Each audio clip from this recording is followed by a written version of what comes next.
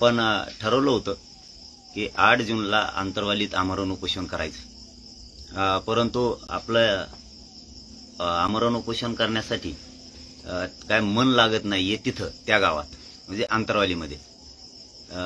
कारण पण असं आहे की गाव चांगलं आहे,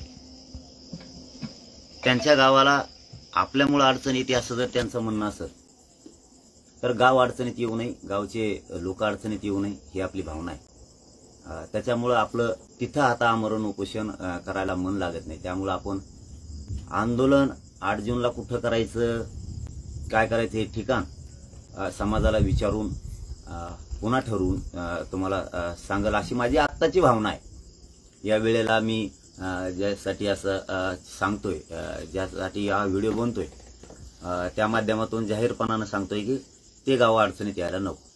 कारण काय असतं, एखाद्या वेळेस जर आता समाजाचं काम होऊ द्यायचं नाही असं जर एखाद्याने ठरवलं आणि षडयंत्र जर रचलेलं असलं, दिसतंय ते सरळ सरळ रचलेलं जर असलं की स्वतःचीच गाडी स्वतःच फोडून घ्यायची, काही करायचं असं जर काही अंदाज असतो, मग तो गावावर ढकलायचं.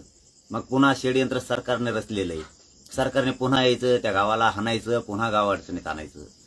किंवा ते गाव अडचणीत कसंही हा जर डोक्यात उद्देश ठेवून एखाद्याच्या माणसाचं जर म्हणणं असलं तर त्या उद्देशानुसार तो वागत असतो. जर कोणी बी असू द्या, त्याच्या मनात जर उद्देश भांडणं करायचा असला तर तो मुगम कोणाला बोलतो, भेटतो, रामराम करतो, काय चाललं विचारतो, असली भाषा वापरतो, कोणाच्या मुद्दाम घरी जाणार, गावात फिरणार.